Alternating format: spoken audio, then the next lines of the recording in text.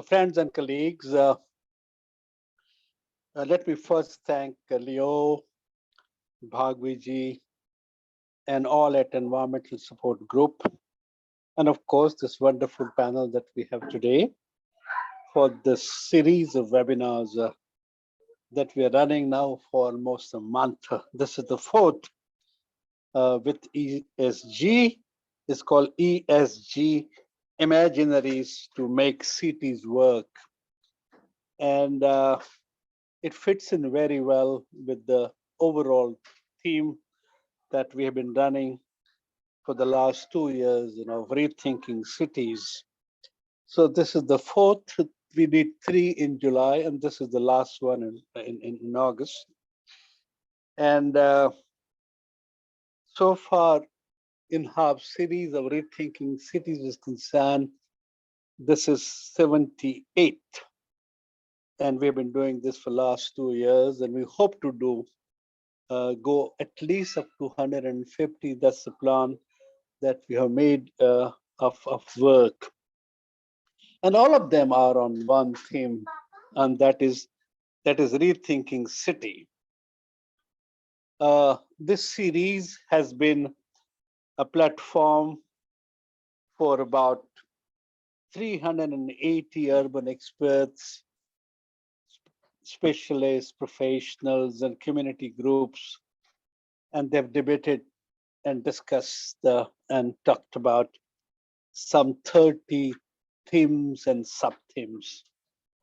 And as I was telling Leo just now, we have something like 200 hours of recording on various urban themes, and it's a very useful material for students of urbanization in cities. And we, of course, are making detailed plans into how to use it, for multiple purposes. Let me tell you very briefly why we have been doing this, what is the purpose, and what we are seeking to achieve by this webinar series. 78 is not a small number. 2 years is a consistent effort. And of course, plan to reach 150 means that there is an idea. Now, this webinar series is a response to recognition that our cities are not in good health.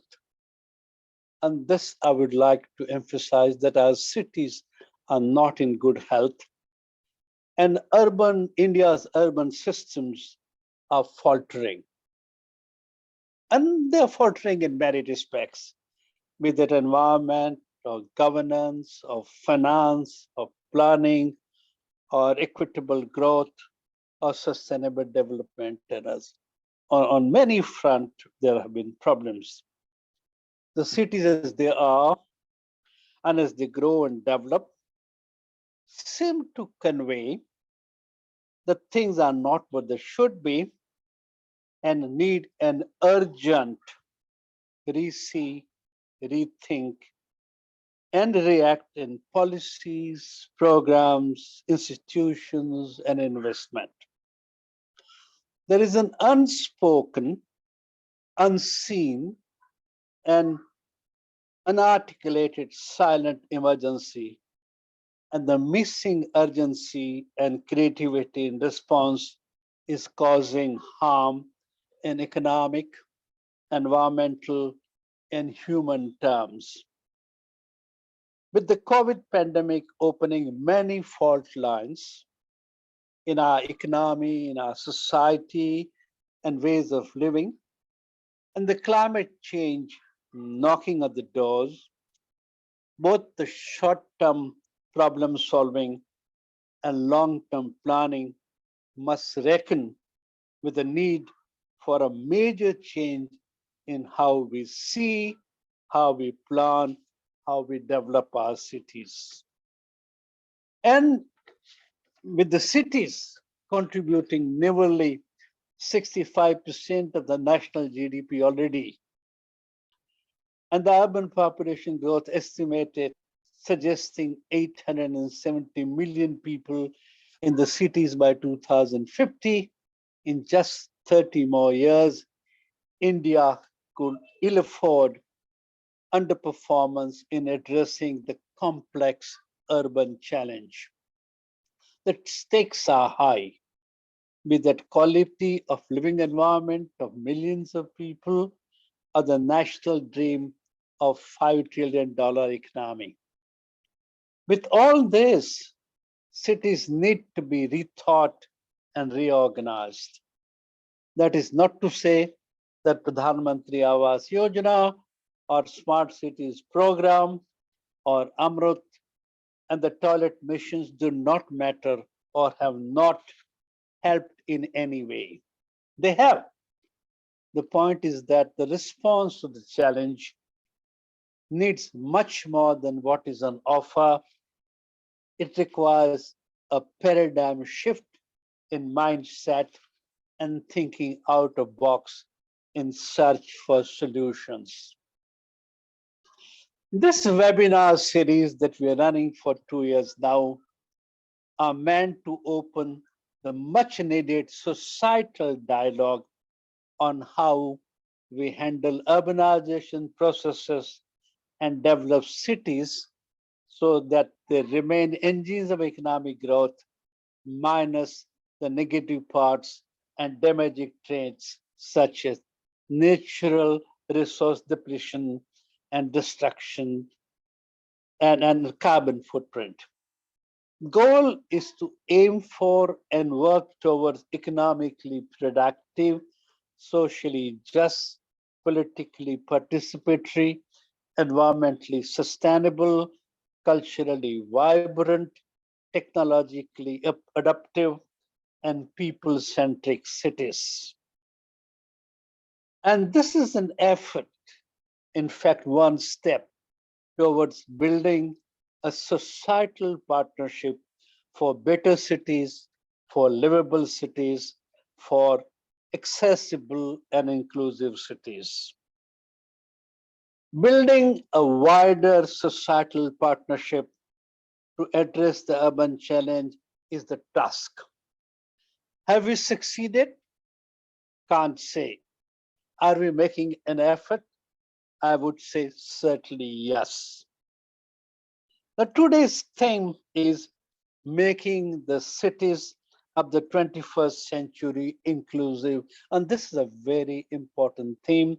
And we have a remarkably informed and knowledgeable panel to discuss this. And with this introductory remarks, I hand this over to Leo and Bhargavi to conduct the webinar. Thank you. I'm not going to introduce Leo and Bhargavi again. Everyone knows them now. This is the 4th webinar. Thank you, Leo. Thank you, Bhargavi. Please get started. Thank you, Kirti. So good evening, everyone, and a very warm welcome to all of you. To those of you who don't know me, I am Bhargavi Rao. I'm a trustee and senior fellow at ESG. I take this opportunity to thank everyone who has been engaged in organizing the series of webinars ESG has organized in collaboration with the Habitat Forum India INHAF on ESG Imaginaries to make cities work as a component of INHAF's Rethinking Cities webinars that are being organized, as Kirti just shared, for over 2 years now. We are extremely privileged to have partnered with INHAF in organizing this webinar series. Today, as we all already heard, is the 4th and the final one in which ESG and INHAF are collaborating with this webinar series. Through July, we organized 3 of them, which focused on waste and governance, challenges of securing urban commons, and mobility and infrastructure. So today, we are focusing on making cities of the 21st century inclusive. Events over the past couple of years have exposed the world to how vulnerable our cities are. Centuries of work in building socio-economic, environmental, health, and political strength of cities stood exposed in the face of the COVID pandemic. Problematic intersections of class, caste, religion, language, race, and ethnicity emerged as the major forces shaping outcomes in a landscape of multiple struggles to survive the pandemic. Over half the world now lives in urban areas, mostly big cities and megapolises. The United Nations estimates that the urban population will grow to 70% of the world's population by 2050. In providing a wide variety of livelihoods, cities have been engines of growth and a place for imagining better lives. However, it is a stark reality that most cities today are oriented to benefit the prosperous and the rich, while the working classes and the poor struggle for survival. While cities offer much needed anonymity for many, there are several dark spots which determine fates of those who aren't considered welcome, particularly in a world that is increasingly driven by capitalist and majoritarian aspirations. Even as cities continue to attract talent, enterprise, innovation, and experimentation, they are increasingly sites of economic, cultural, financial, and political disparities. Inequality, exclusion, discrimination, oppression, and violence are realities which define the lives of the majority. Accessing decent, affordable, and accessible housing, mobility, healthcare, education, recreation, etc., is a significant challenge for the majority of urban populations, particularly the working classes and the poor. Moreover, faith, gender, and sexual orientation too determine the quality of one's life and livelihood. The right to shelter is a fundamental as the right to life, and this has been upheld by the Supreme Court of India too. Yet many communities are at risk. They continue to live in fear of eviction, in homes that are dangerous, in environments that are filled with filth and contamination. And fundamentally, these communities are deprived of agency and are never part of the democratic planning exercises, which in any case is not available even to the privileged in Indian cities. To give an example of what's happening in Karnataka, the Karnataka Slum Areas Development Policy 2016 emphasizes the importance of community participation in planning, construction, and development of housing projects for the poor. This is to be achieved based on detailed surveys and community engagement in identification of housing and infrastructure requirements. But in practice, though, local community voices are never heard. Civil engineers determine what results by pouring low quality cement and turning homes based on molds of pigeonholes. Is it possible to inspire them to think in new ways, have new approaches that can create truly inclusive neighborhoods, thus inclusive cities, taking into account predominant occupations of the community, the needs of the aging population, of the differently abled, and the needs of women and children? While this pathetic situation is commonplace, there are in cities across the world examples of how architects, builders, residents, and the wider neighborhoods have participated in addressing challenges and producing immensely inclusive and functional neighborhoods. How can we rethink our cities to be inclusive for all? How can each of us think differently to make it inclusive? What is the role of the different actors in producing such inclusive spaces? What, in particular, is the role of policymakers, city planners, builders, and administrators to make cities inclusive? And how can we collectively address this challenge in an increasingly complex world? These and more questions such challenges will be addressed in today's webinar on making cities of the 21st century inclusive, where we would learn from experiences of two interventions towards building inclusivity in worlds that are quite apart: Subramanyapura in Bangalore South and Connecticut in USA. With these introductory comments, I am delighted to introduce our speakers of the day. Kathleen Dorgan is an architect and a practitioner in community participation and building of community spaces. Thank you, Kathy, for agreeing to be part of this webinar. Prem Chadavarkar is an urbanist, writer, architect, and managing partner at CNT. Naresh Narasimhan is the principal architect at the VA Group and creative entrepreneur. Professor Carol Upadhya is an anthropologist who heads the Urban and Mobility Studies program at the National Institute of Advanced Studies. Mr. Tushar Girinath, IAS, who is currently serving as the Chief Commissioner of Brihad Bengaluru Mahanagarapalige, the key civic agency of Bangalore Metropolis. And last but most certainly not the least is Mr. Kirti Shah, architect, urban planner, the president of the Habitat Forum India, who, along with his extraordinary team, inspired ESG to organize this webinar series, nested as part of the Rethinking Cities of INHAF. I am joined by Leo Saldanha, who's the trustee and coordinator of ESG in anchoring the 78th webinar of the Rethinking Cities. And my colleagues at ESG will be assisting in tweet reporting this webinar on Twitter at ESG India 1 handle. This webinar will also be webcast on INHAF's Facebook page. The format of the webinar will be a presentation on the Subramanyapura situation and the resettlement of the Bhubaneswari slum, followed by the presentation of Kathleen Dorgan on housing for the poor and placemaking practices in Connecticut. Thereafter, we will invite each of our discussants to respond both to the two case studies and as well as delving into their extensive and deep experiences in urbanisms, following which we will open the forum for question and answers. We invite you to type in your questions in the chat box of the Zoom and we will take them up thematically. In case you're participating via Facebook, please share your suggestions in the comments box and we will try and include them as well. Once more, thank you everyone for participating in this webinar series and my sincere acknowledgement to each of our speakers and discussants for sparing their valuable time in this important discussion. So I now request Leo Saldanha to present the Subramanyapura case study. Over to you, Leo. Thank you. Thanks, Bhargavi, and thank you, Kirti, for helping us organize this wonderful set of webinars, which has largely been possible because each and every one of the speakers we requested to participate did so willingly and readily and also enthusiastically. And the past three webinars have really looked into three very different dimensions and of what constitutes urbanisms. And today's actually looks at inclusivity. And in that sense, if I have to really think of what could be the best example for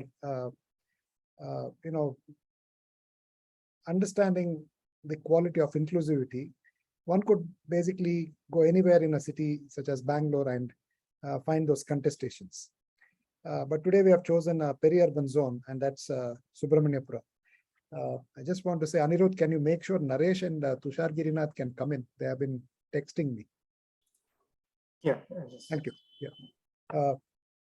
Yeah. So the basic idea of choosing Subramanyapura is actually to really contextualize the major challenges of urbanization across India today, and that is the urban sprawl. And there's no better way to understand it than from the perspective of a village, which is suddenly caught in the midst of an amazing confluence of concrete, finance, intense inflows of population, breakdown of community structures which rural areas have been used to for generations, and a fundamental transformation in the environmental quality. To share which, I will walk you through some slides which we prepared. Let me try and open it first. Yeah. Okay, there we go. Yeah, so this is a village which is to the south of Bangalore. I would say about 10 to 12 kilometers to the south west of the city, and it forms the fringe, in a sense, to the built form of the city now, or at least it was till 5 years ago, but now the city extends a few kilometers beyond. And what you see here is the kind of transformations that we have seen in the last 20 years. So you have Google images from 2000, 2010, and 2022.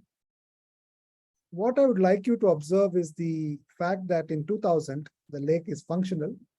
It is already encroached on the margins, And this encroachment eventually turned out to be what is known as the Bhuvaneshwari slum. These were people who were basically kicked out from the city center of those times and had to find place. And so they managed to negotiate this locale as their new place of residence. And they squatted along the rim of the lake, prior to which the villagers were using this lake not just for agriculture, but also for drinking.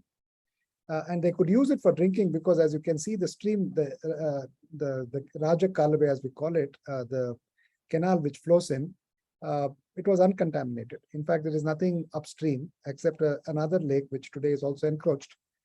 So the idea was that this lake, if it was protected then, could have served the drinking water needs for a long time to come, because it had served drinking water needs for a very long time.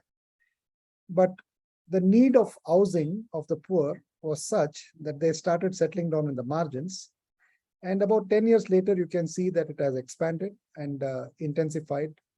But you do not see the type of intensification that you now see, which is in 2022, that the lake is hardly visible, and much of that is encroached, including a very high, high density as well as housing complex of the upper classes, which has come up in what was known as the Gomala land. Gomala land is grazing pastures traditionally, and they are known as commons. And if you look at the topo sheets of 1970s, you'll find that both sides of the lake, towards the right side, which would constitute the north, and towards the left side, which would be the south, where are Gomala pockets of land, which means that the villagers traditionally always built water security by ensuring that the watershed was grazing pasture, and the lowest point would become a lake, by which they created by building a bund. And this is characteristic of the nature of the village across South India. So when urbanization intensifies, we see the transformation taking place in such a way that there is no more a thought given to water security, to the nature of life as it were, when it was a rural pocket. And then the nature of urbanization is, broadly one can say, is obviously unplanned, but the planning actually takes place through an intervention which is quite characteristic of our cities, in particular this metropolis, Bangalore, where a variety of feudal lords who happen to hold land around the city managed to transform their land, agricultural land, into real estate, and directed the nature of developments that came up. So you had very high density apartments, which you see here.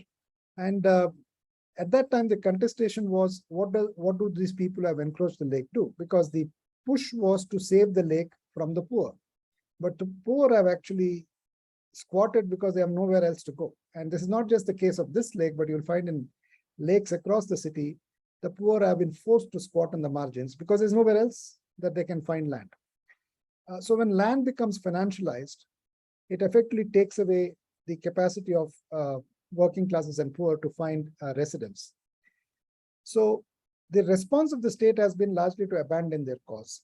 And in this particular instance, we intervened from a perspective of actually broadly protecting water bodies, but also doing it in a way that it would not jeopardize the rights of the poor.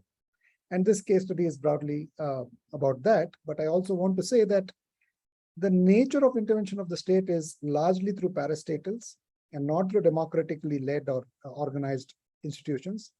And thereby, the representation of different contestations is not being made democratically. It is largely a perception of the bureaucracy in parastatals that finds form in how the land use transforms. And the 2022 very clearly shows that you have to the right side of the lake, you see a dense block of apartments. That's where 850 flats were built for the poor. And I'll explain how it happened. So it really happened because we took an issue with the state of water bodies, not just in Bangalore, but across the state of Karnataka. And one of the contestations was, what do you do with people who are poor, who have encroached lakes? Now, there are all sorts of encroachments of these water commons. By and large, the encroachments are by the landed class, who later on become the real estate lobby, and also public infrastructure and public institutions. And needless to say, even private infrastructure and private corporate sectors have encroached. So the court was troubled by one aspect where, for instance, in this particular case, the encroachment by the urban poor was considered humanely by the state government, which provided them housing under what is known as the Ashrae Scheme. So you want to protect a lake, but you also have people who are living who have been accommodated under the Ashrae. Ashrae is to shelter. That's basically what it means. So the court says the aforesaid houses have been allotted to houseless and sightless individuals belonging to lower strata of society free of cost.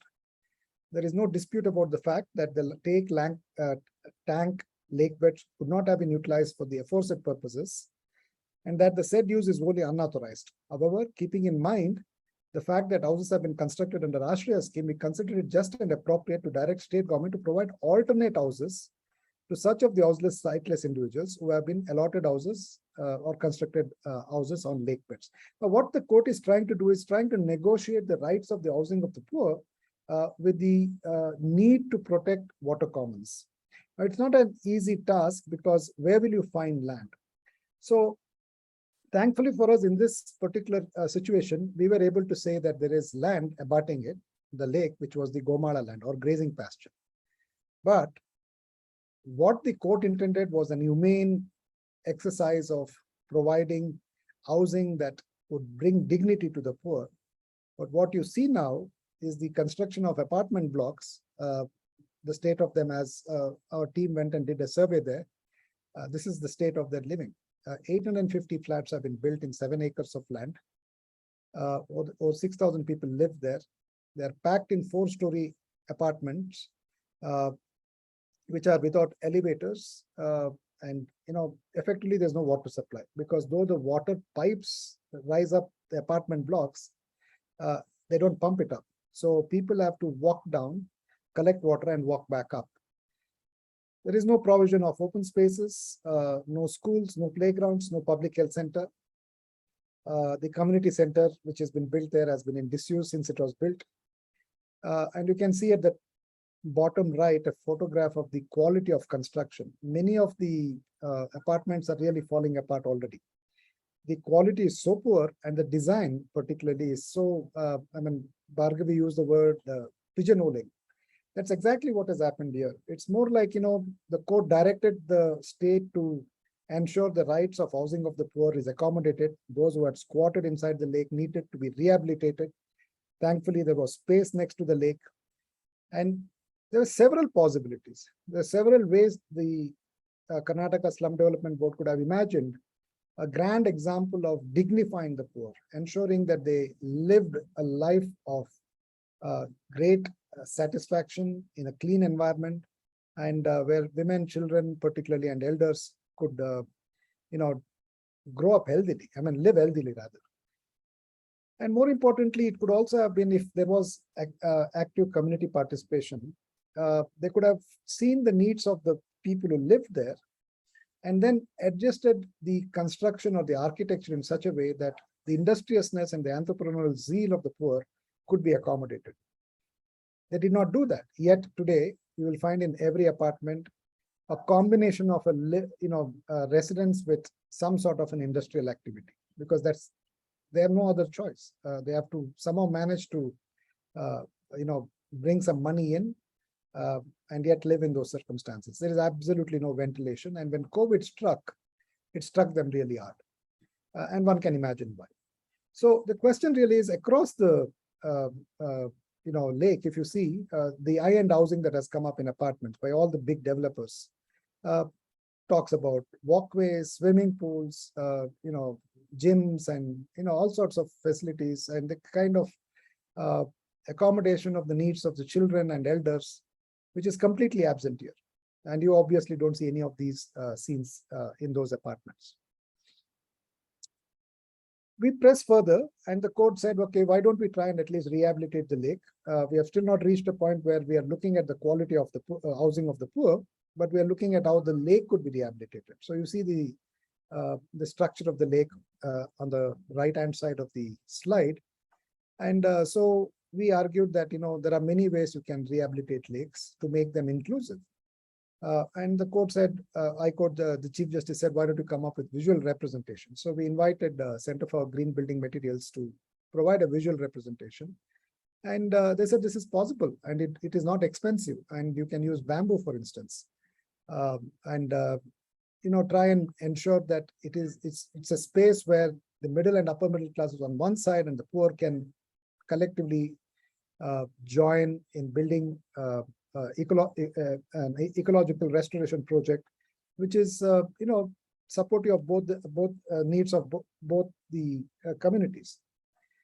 We also asked another agency, it's called NIAS, to come up with a representation of what it could be if we thought of such water systems or water commons as areas where we could, let's say, grow food, for instance. Cities are becoming so large that the poor in particular have very high levels of nutrition deficiency, sometimes more than what it is in the villages. And it is underreported, understated, and also not noticed because of the nature of the city. And this was another representation. Now, we provided these examples to the city municipality, which is BBMP. And unfortunately, all of these imaginations were rejected. What I'm sharing here is that there are efforts across the city and in every city where there is engagement to try and rethink a city, rethink a neighborhood, rethink a city piece by piece from every neighborhood's perspective. There's so much energy which is creative and persuasive in terms of reimagining the future in a way that it doesn't have to be the harsh lived experience that most today struggle with in the city. But there seems to be a lack of flow of that enthusiasm through the bureaucratic and the political channels. And finally, what happens is these commons become sites for encroachment. And this is exactly what you see here. This is one form of encroachment on the which is in the watershed, which was part of the commons, and the inlet, which was quite a naturally, it was a valley which collected water from a large watershed and funneled it into the lake, has been constricted as of last year when the second wave of COVID hit. BBMP decided to make a 2 meter, not even I would say 3 to 4 feet wide canal with concrete, and raise the concrete walls to 15, sometimes 20, 25 feet. And I shudder to imagine what happens in a very, very heavy shower if that thing collapses. What happens to people who have encroached the no development zone? When I say no development zone, it is statutory as well as a judicially determined that 30 meters around the lake shall be a no development zone, and between 5 to 25 meters from the canals has to be a no development zone. So here was a grand opportunity to actually ensure this lake could be a representation of a positive imagination of inclusivity in a peri-urban area. But every intervention of BBMP has been such that it is to destroy that possibility. Encroachments are everywhere, and this is on record. It's also in court. Today, if you see the lake, this is the state, and this is after 15 years of intervention, both by us in terms of trying to draw the attention of all the agencies, as well as inviting the attention of the High Court, many directions of the court to ensure that this is rehabilitated. And it's worrying that if this is how, this is, as I said, this is just one plate in multiple plates that form the mosaic of the city. And this kind of is representative of what happens to the metropolis as a whole. That those with agency manage to somehow secure better quality of life. The apartments you see in the left slide are all extracting groundwater. The apartment on the left here has sunk 40 bore wells. About 25, 30 of them have failed. And here you have a possibility of harvesting quality rainwater, ensuring it is not contaminated. So it recharges those aquifers so those people can live. At the same time, all the other neighborhoods are also dependent on groundwater. Yet we have raw sewage coming out from the same apartments and neighborhoods fed back into the lake. So it's a kind of a positive cycle of contamination, which is threatening the future. and the quality of life of the future. So I stop here. Thank you. Thank you, Leo. I now request Kathy to come in and present her experience and of having worked in Connecticut. I also had the good opportunity of visiting the sites that she's been working on, and it's been a great experience for me to see this comparison. Over to you, Kathy.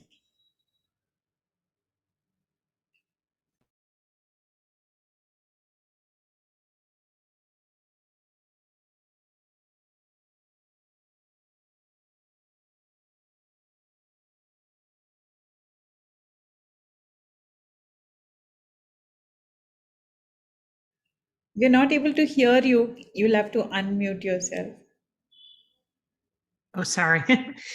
Thank you. It's such a pleasure to be here, Bhargavi and Leo. Thank you for the invitation. It's a pleasure to be with such a distinguished group of folks.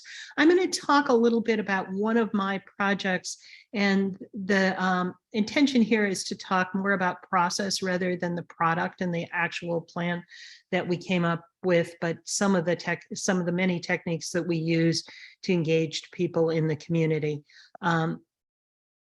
And my slide is not advancing. Why is that?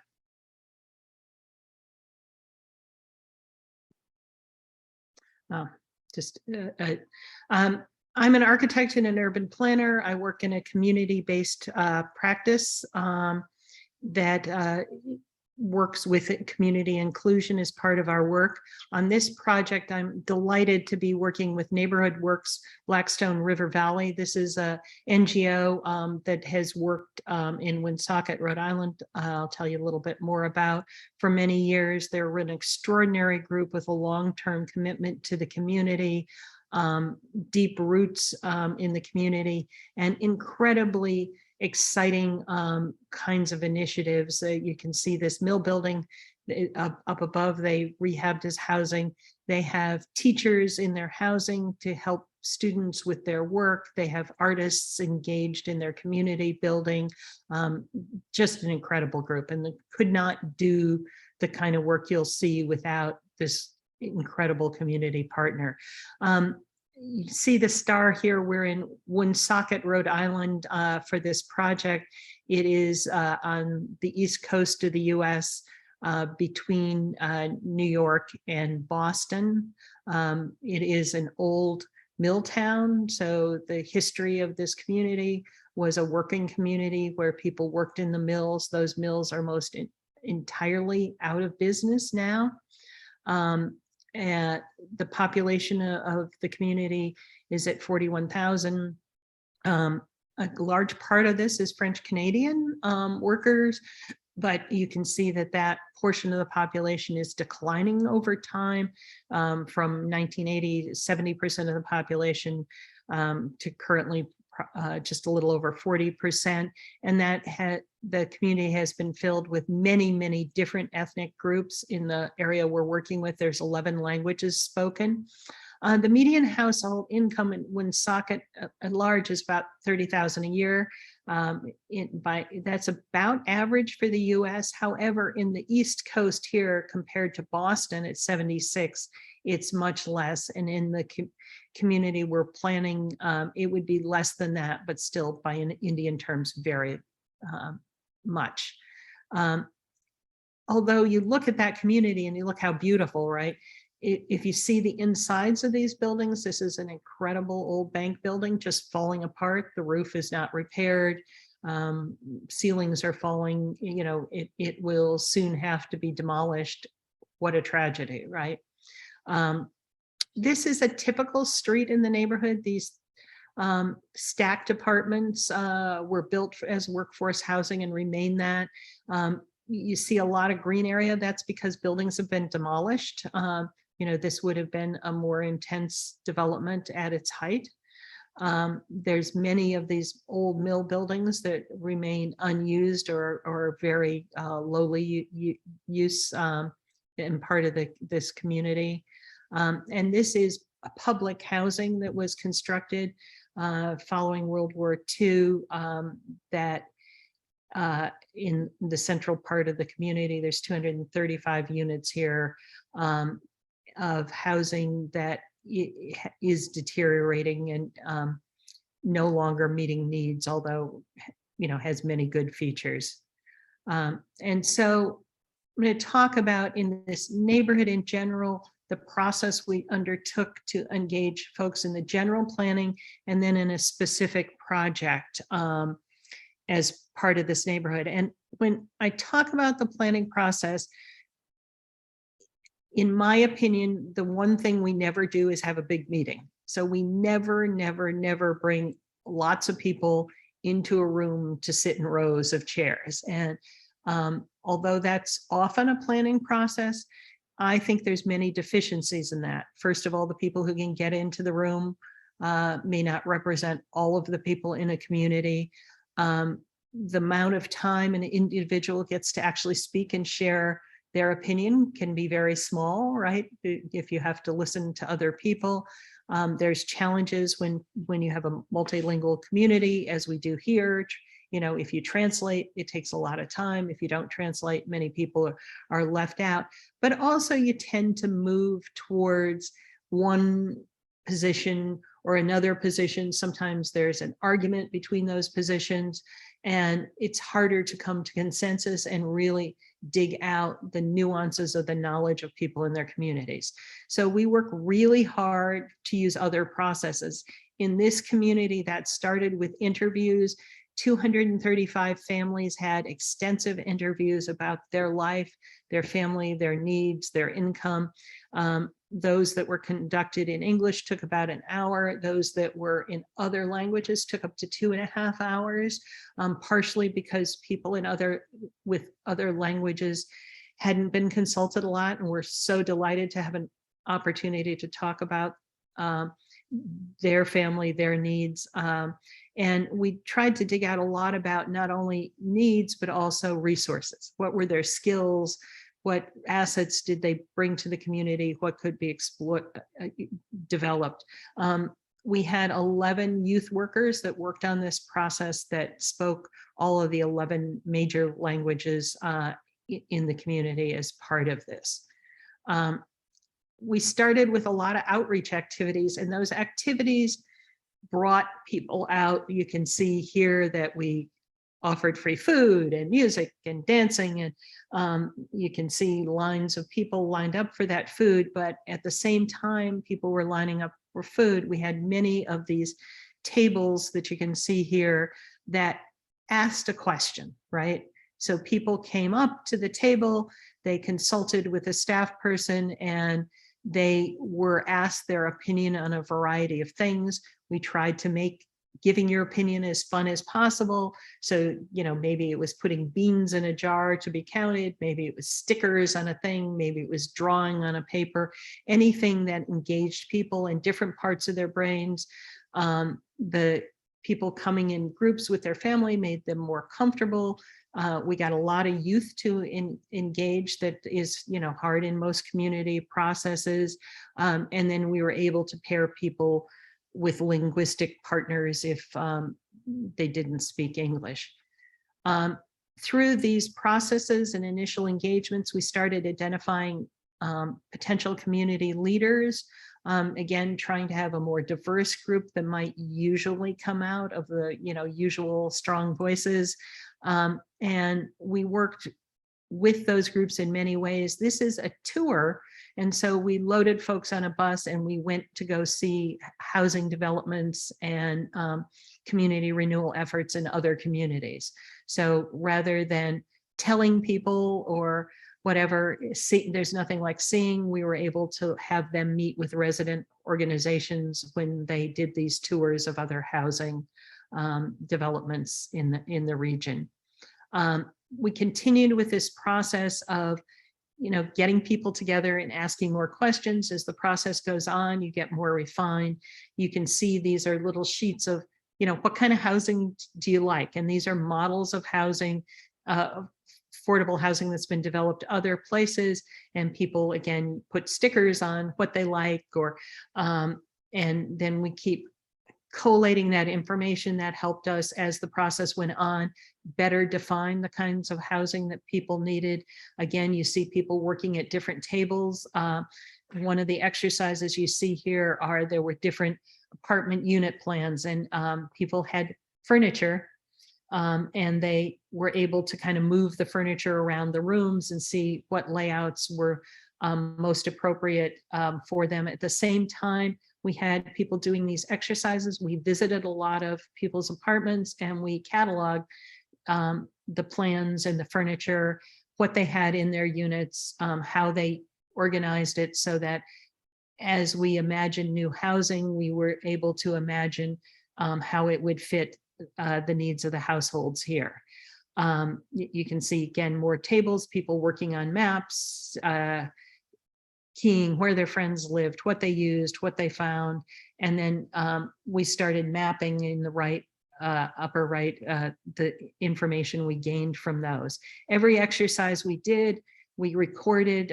Here are kids drawing both on paper and on the sidewalk what they wanted their neighborhood to look like. We started cataloging what did they put in those plans, and not surprisingly, pools and fountains were a big part of that, but so were gardens and planting.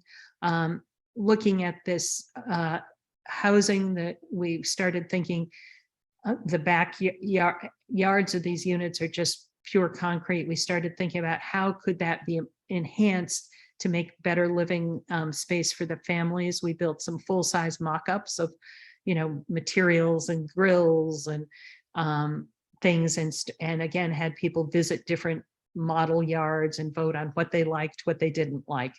And if you look at this and you see this great bench that separates from your neighbor and things like that, you would think that that would have been the favorite thing, but the favorite thing in the voting was actually a bird bath, as wanted by the people who participated in this. And then out of all of this material, we started putting this neighborhood into areas that people had different thoughts about, different goals, issues like Costa Park had security and safety issues, other areas had deterioration issues, others had transportation issues. We started collating that information. And then we started making recommendations. And again, we would build from the information recommendations, then take that out to the community and have people look at those recommendations and mark them up. Like, oh, this is right, this is wrong, in those small group tables as we move towards more consensus and information. So Costas Park is not safe. Well, what do we do about that? Well, we get another entry into the park from another neighborhood to get more use, but also to get views into there, so there's less secluded places for crime. Some of the housing is planned so it overlooks that park for safety, things like that. After we got to this initial plan, we started working towards implementation. Implementation takes a long time, right? So we started thinking about what could be done quickly, what could we learn from. In one of the mill districts, this patio not utilized at all was identified as one of the problems, right? So people didn't go into this neighborhood because this was so uninviting. And so we started thinking about what could you do, and food trucks are a big thing. We started bringing food trucks to the area, experimenting with layouts of the space. How could people use it? How could they think about it? You can see these are temporary decorations from tires and carpeting. How could we make the space more attractive? What did people want to do? We started sharing maps and collecting ideas on site during these events, and talking about planning. Here's mapping of where people gathered when we had different events and different layouts to understand how that might in the long term be furnished. We got feedback about how hard it was to understand this district, to get around, how much people enjoyed activities and things going on. And this informed a plan for the neighborhood that looked at architectural elements, concepts for use, the parts and kinds of materials that would be used, the kind of programming that would happen in the space, and a physical layout of the, how parking and housing and different uses fit into a plan that incorporated this mill area with the adjacent community park, how those could be better and more used and better developed, and included design goals and artistic renderings of what some of that space might look like, as compared to what it looks like now. And then started prioritizing the next steps. And that patio, came up again as one of the priorities. So we started, looking at what could be there. A bread oven was both because of its historic roots in the French community, but because of contemporary interest or whatever, became an identified goal that you see here drawn into that space. Here's the opening of, you see the bread oven on the right, and it is an active part of the community now. And, the space is more energized and more part of the community. Here's music being performed in the evening. You can see that we also figured out a local artist building this area that gave it some privacy, but also kept it open to views. People wanted to know what was going on and see if they could join the unit. And so that's our little story of community engagement in a specific community in Rhode Island. Thank you very much. It's been a pleasure to present. Thank you, Kathy. That was wonderful to listen. And I could identify many of those little spaces that I visited along with you. Thanks again. I would now request Naresh Narasimhan, because he has to leave early, to share his thoughts on both the case studies that we just heard. Over to you, Naresh. Yeah. Hello, can you hear me? Yeah, we can hear you. Yeah. So, to some extent, I've had similar experiences in to both what Leo spoke about as well as what Kathy spoke about.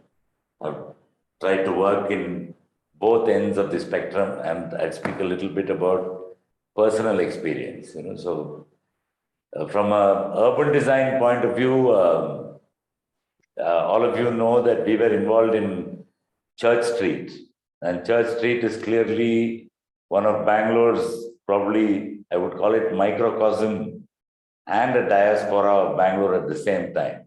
Can you see me? Yep. Can you hear me? Yeah. We can see you and hear you. Yeah, and I think that was also a project driven by the BBMP at that time. And it was, it almost involved every civic agency in Bangalore and then some. And then we made a huge effort to consult with the entire stakeholder systems. At some point, the stakeholders all had their stakes in the hand with their pointy end towards me also. But then that's part of the process to be able to convince people to change for the better. And also in the what Leo was talking about, it becomes an extremely contentious issue. I am now involved in at a conceptual as well as a hand-holding role in something called the K100 Citizens Waterway Project. It's called the Jalam Marga, which goes all the way from Majestic all the way to Bellandur Lake. The project has been reasonably successful. I won't say 100%, we are 100% there yet, but we've managed to eliminate almost about 100 out of 130 million liters of sewage which is flowing through the drain every day. It's come down to about 3 or 4, which is a dramatic reduction of close to 99%. Unfortunately, the 3 or 4 still smells bad. So we are trying to use bioremedial methods to fix it. We are trying to bring in the concept of decentralizing sewage treatment plants, and have built a fairly large plant upstream to be able to capture the waste from the old city, etc., etc. What I'm noticing is that though there is a lot of technological as well as social input to solid waste management, the same attention is not being paid to liquid waste management. And the liquid waste management can only be solved in a decentralized model. It's not by building giant pipes and taking the sewage far away from the city. Is the analog of transporting garbage far away to landfills. It's the same logic. It's easier to treat it closer to the source rather than transport it across long distances. So we are also finding that on this canal, as Leo again pointed out, the poor have no other place to stay. Either it is informal settlements, slummy kind of developments, or even the, unfortunately, the housing built by the slum development board and also other agencies are fairly poor quality. There's not much architectural design in them. They just stack boxes which have no ventilation, and there are a lot of issues with that. But I'm sure that now with, the real issue here is that many a time we tend to comment on all these things after the fact. I think it's time that a lot of us now started finding some pro bono way to assist the government in whatever way possible, work with, little humility and also with little consultative kind of model, and be able to influence design before the fact. We can't look at a bad thing and say it's gone bad. Wherever I think we should all, at least some of us should try to use the power of design and the power of design thinking, if you want to call it that, to be able to influence outcomes in public spaces. So with that, I'll try to, I'll stop here and let others continue. Thank you. Thank you, Naresh. I will now request Professor Carol Upadhya to share her thoughts.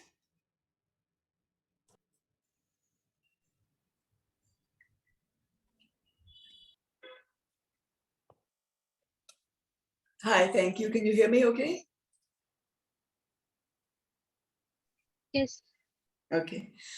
Yeah, thanks for these two, really interesting presentations. I'm just going to reflect a little bit on what I heard from both, from the point of view of the research we've been doing at NIAS over the last few years. One is that, what Leo has described about Subramanian Nagar and how development has taken place there is, of course, something we've seen all around the city and, on the outskirts in peri-urban areas. And the exact same process, has happened in the places we have studied on the southeast side, where, there's like almost a kind of an ecology of degradation that takes place as the city expands into, the rural areas around it. More and more groundwater gets extracted, the lakes get encroached or polluted, and agriculture becomes unviable.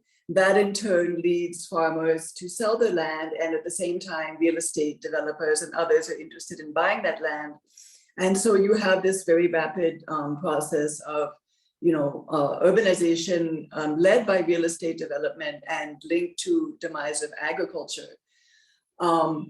And what to me is really striking about all this is that it's as if the development goes on, depending on where real estate developers imagine in which direction the city is going to grow, where the new hotspot is going to be. They start buying up land and putting up these projects, and then it's as if the plan then has to play catch up, because there's clearly no planning behind these kinds of extensive urbanization into the rural areas, where there's no water supply, the road infrastructure is inadequate, pretty much everything is inadequate for these large real estate projects, and yet they come up. In the case that Leo described, there was the additional issue of the slum or informal settlement that was already there and had to be rehoused in order to, or rehabilitated in order to, rehabilitate the lake. But what happened in the case of that settlement was exactly what's happening with slum settlements in the center of the city as well, which we've also studied, which is that the current kind of policy thrust of the state and the city is to rehouse slum or residents of informal settlements in these multi-story kind of tenements. And we all know, the reasons why these are often poorly built and lacking in facilities and so on and so forth, as Leo described. Very often what happens when you're looking at the central city slums is, of course, they're asked to relocate to the outskirts because that's where land is available to do these projects. And there's been enough studies to show that when people are thrown to the outskirts, again, they have no access to their employment, to schools, to bus service, etc. It's just basically another way of marginalizing the urban poor. But in the case that we studied in the north part of Bangalore, in fact, they managed to fight for an in situ slum rehabilitation, slum rehousing program. Again, it was multi-story apartments, but at least they were not asked to move out to some other location.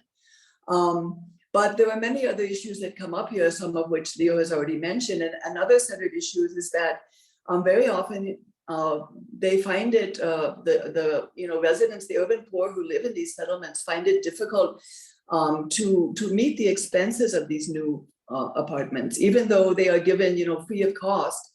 There's a lot of other expenses that come with them, which they did not have to bear when they were living in their, little houses in the slum settlement.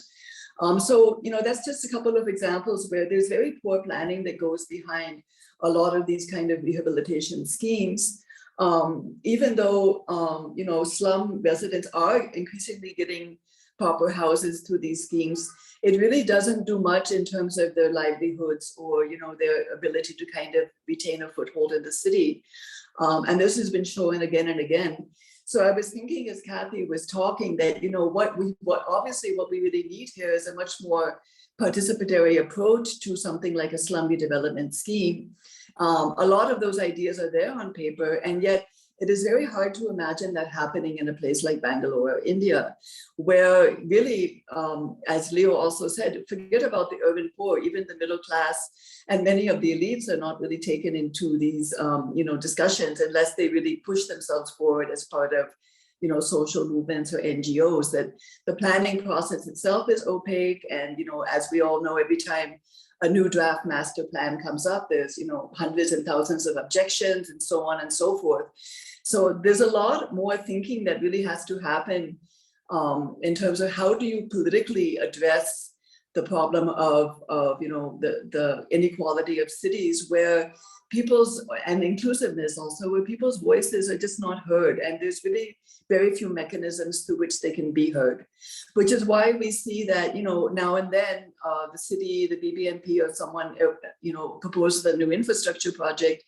And if it's something that a lot of people don't like for whatever reason, like the steel bridge, the steel flyover thing that came a few years back, then there's, suddenly citizens get catalyzed, there's mobilization, there's protests, and there's petitions, and there's court cases. And then sometimes they succeed in installing projects that seem unreasonable. And then it dies off and it goes away. There's no sustained kind of engagement. I should not say no, but there's very little sustained engagement because the problems seem to be so overwhelming, whether, it's the lakes or the traffic issue and et cetera, et cetera. So I'm just wondering, I'm just kind of throwing, these thoughts out there for further discussion with the other participants is, how do you actually foster a culture and a politics of participation across the board, and especially in a city that is so divided in terms of social class as well as caste and regional communities and so on. How do you actually bring about a more participatory kind of process, whether it's for a housing project or a lake rehabilitation scheme and so on? Yeah, thank you. I'll stop there. Thank you, Carol. I now request Prem to come in and share his thoughts. Okay, thank you for having me here. We've seen some interesting presentations and on-the-ground action working with communities, but I think it is necessary to also step back and take a wider conceptual position on why this is happening, why these problems are occurring, and that's what I will seek to do.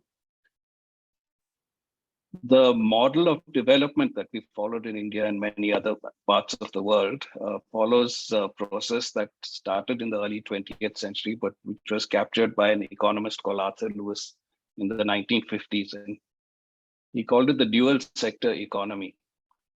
And he said economies have they start off the development process with a large informal and pre-modern sector. And then there is a smaller modern and formal sector. And that modern sector weans labor from the informal sector into that modern sector. So obviously the informal sector is not what you want to promote. You want to promote this process of weaning labor. So your attention gets focused on this, on this modern sector and promote it so that it attracts labor from the informal sector. What unfortunately has not been given enough attention in India is that where this has successfully happened, there has been an enabling state implementing welfare measures on education, housing, healthcare, infrastructure. And that is something that we have not effectively done largely because we have not implemented effective and empowered and autonomous and transparent local government that's directly accountable to the people. So because of this problem, we have structural barriers. So we have a large segment of the population which is trapped at subsistence levels in this informal sector.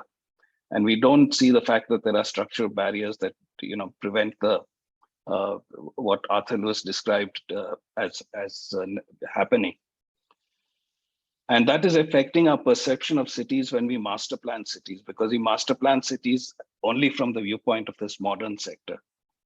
So as a result, half the population, perhaps a little more than half the population, are invisible on the master plan. If you look at the spatial organization of the master plan, it sort of imagines the whole city as being formally organized into delineated land parcels with specific land use and development controls, etc.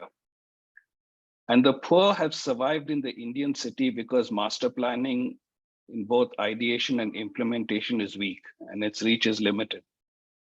And that has granted them space for the informal systems of tenure that allow their survival.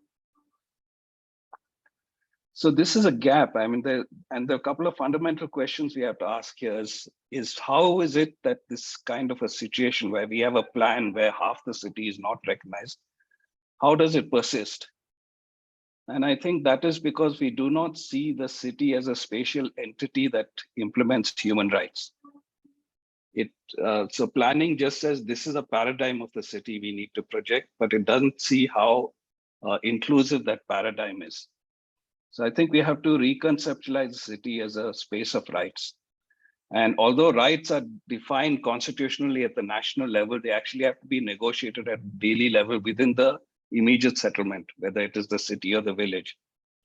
So we have this real structural problem over here that we need to resolve. And it's not a very easy one to resolve because the concept of citizenship, it underpins rights at the national level, is fairly stable because citizenship is held stable by the protocols of immigration. You cannot transfer that to the city because the city thrives on migration and mobility. And I think if you try to transfer that, you'll get an undesirable surveillance state, which might be something that some people like, but I think is definitely not a route we should go down. So we have to really think this through about how we do that. And it has to depend on a politics of recognition rather than the sort of crystallization of rights that happens at the national level.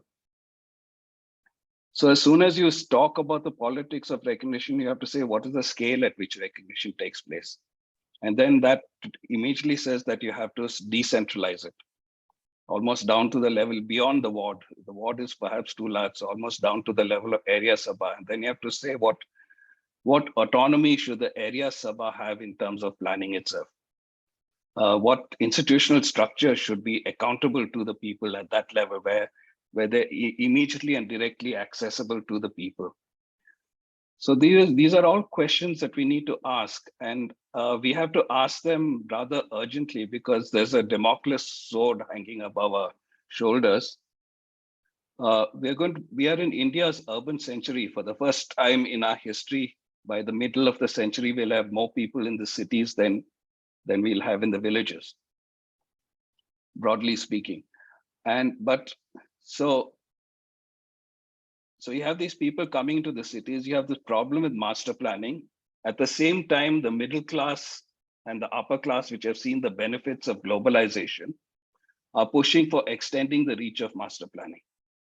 So you're getting that done through the resident welfare associations are campaigning for better master planning, etc. So you're going to get this contestation over urban space, which will become increasingly violent. And we're already seeing the first signs of that violence today. The second problem is that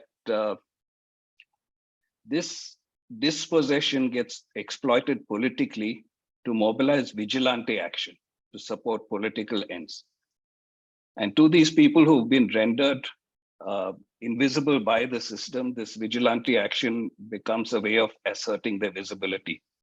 So that's again a tinderbox, a dangerous game to play. And the third Damocles sword hanging over our head is that of climate change, which we're not going to deal with effectively unless we are able to achieve social cooperation at a scale that we have not achieved so far. So I think these are sort of very urgent questions. So the whole thing of what the development model of the city is, what the politics of recognition are in that development model, what is the scales at which recognition occurs, can we see the city as a space of human rights? I think these broader questions are questions we need to be asking very urgently. Thank you. Thank you, Prem, for those thought-provoking, insightful questions you've put before us. I now request our Chief Commissioner, Mr. Tushar Girinath, to share his thoughts. Good evening and good morning as the time zones determine. I had been listening to a few of the speakers. I am sorry for missing out a lot of discussion. I would have loved to be a part of it, but because of some exigency. My thinking about the cities are a bit pessimistic and a bit optimistic also. So I will say that in the Indian context, if you see, our towns were administrative towns to start with, and the administrative towns, as we understand the cities during the British rule, etc., there were some trade centers before that which they adopted, the port cities. So the cities were mainly for the trade and administration purposes. Later on, we came up with very heavy industries and we had industrial towns. Now, for the last 25 years and further going into the future, it is all driven by communication and IT.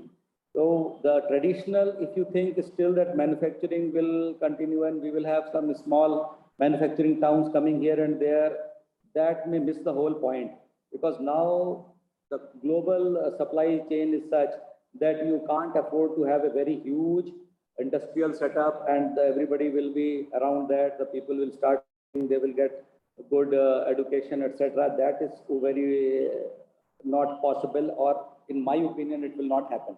So what will happen is, close to the urban developed centers, more suburbanization will happen. More than urbanization, the suburbanization will happen. People will start coming and residing towards the outer skirts of the established towns. They are going to mimic the culture or whatsoever is available in the proper town. The city proper, because some psychological high ground. So they will like to imitate and mimic that. So we will see a lot of such movement. And the people who are coming earlier, as some speaker was saying, that it was all agriculture, not in a position to support the livelihood, and the people were coming, etc. Now it is semi-educated youth who are not getting employment, and they are neither going for agriculture nor going for a absorption in the formal economy. So they keep on servicing the formal economy, which Mr. Prem Chadavarkar sir was saying. So we will not be able to absorb more in the rural side. Urbanization is going to happen. The type of movement is a semi-literate type of movement. It's not uneducated, total, complete labor-driven thing. And they will keep on servicing the so-called rich, who will be, getting more income than the lower, than the richest person, but still afford cheaper labor which is available. So that will happen, and a lot of urban communication will lead to less of movement. So right now, we see a lot of hue and cry about the infrastructure, which is, of course, if you see the Bangalore city and public transport not being so great in terms of the mass rapid transport systems. Our BMTC, KSRTC were the front runners among the public sector transport companies. They are doing quite good, but people are not taking them. Now they have become richer and they are having more vehicles than anywhere else in this country. So we have 1.4 vehicle per person. That is the situation, and the infrastructure is not going to support it. But looking into future, where the workplaces will be close by to your house, and most of the connectivity will be through the communication systems. Right now it is 5G or any OFC cable, whatever it is. The communication will take care of a lot of things, and the service sector will not rely on the physical movement of the persons and goods to the extent which is seen today. So there would be a slackening of pressure in the 20 years or so on that city's infrastructure as such, which we call the physical infrastructure as such. And a lot of decentralization will happen. Right now, if you see in Bangalore city, we have mega STPs. Somebody was talking about the liquid waste management and the solid waste management part of the whole thing. So we have seen a lot of central, big, huge STPs coming. Now that will not happen in future. That will all be very, very decentralized. And the solid waste management will also be decentralized to the extent that they will be composted there and they will move to the processing plant close by. So I see a lot of decentralization happening on its own because of suburbanization and because of lack of demand in another 15-20 years on the physical infrastructure. But we have to grow in the 15-20 years. So there would be a huge requirement of public transport and the mass rapid transport systems. And we will be expanding our physical infrastructure that will reach a plateau, I think by around 2040 or so. Then we will be only maintaining the assets and not looking into growing those assets. These are the few thoughts. So far as participative democracy is concerned, there is no substitute to that. So that will only see that all these things get decentralized. There will be a point of time when people will demand that our taxation should also, to that proportion, be reinvested in their areas. At that point of time, there will be a real divide of the poor and the rich part of the city that lead to some public administration questions to the government as to how to take care of that. That will also happen. So democratic decentralization is, it is everywhere sector, it is happening, it is more and more going to happen. And more assets will be owned and really managed by the people in future.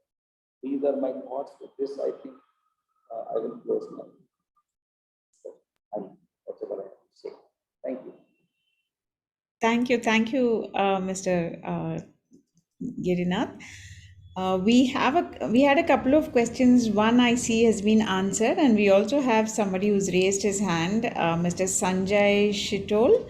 And Ankisha, can we give him an opportunity to speak?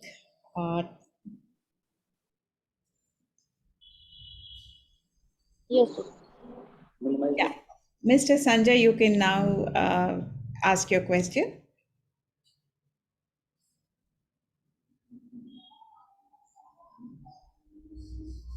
Yeah, Mr. Sanjay, you can unmute yourself and speak.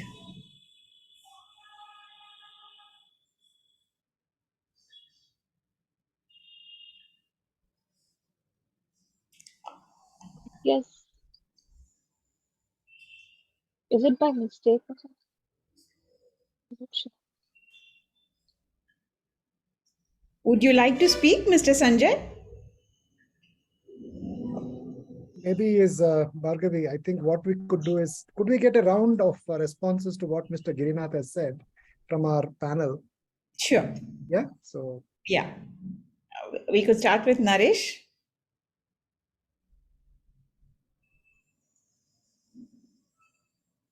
Probably Naresh is Naresh left. has left, yeah, so Yeah. Prem perhaps, or?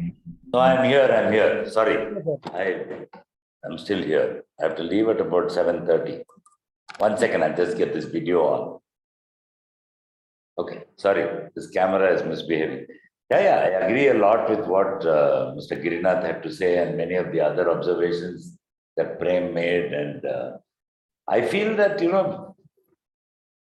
I think we are at an unprecedented point where the balancing of social needs with what we call development and infrastructure has to be a much more carefully negotiated than what it is being right now. We seem to be responding to things after they've happened. We have to find ways to get involved in civic processes and in a participatory mode. I think some beginning has been made by the BBMP. It's not like 100% there yet, but a lot of these area sabhas and these, ward level meetings are starting to happen. Some amount of conversation is happening. And we are seeing, for instance, even in this K100 that I'm doing, we are seeing a huge level of participation from the communities that are living along it. And their active contribution to what the eventual outcome will be is being carefully considered. But this has to be scaled up across the city and also done in a just and equitable manner. So that's the hard part. But I think a beginning has been made. And I agree with Tushar that the cities of the future will not be manufacturing cities, but more,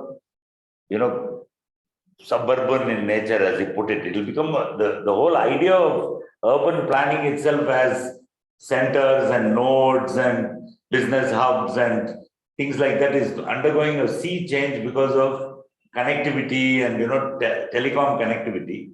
And to some extent, it will become more like a field rather than it's like a energy field in which there are pockets of energy which talk to each other rather than the traditional idea that towns will endlessly develop.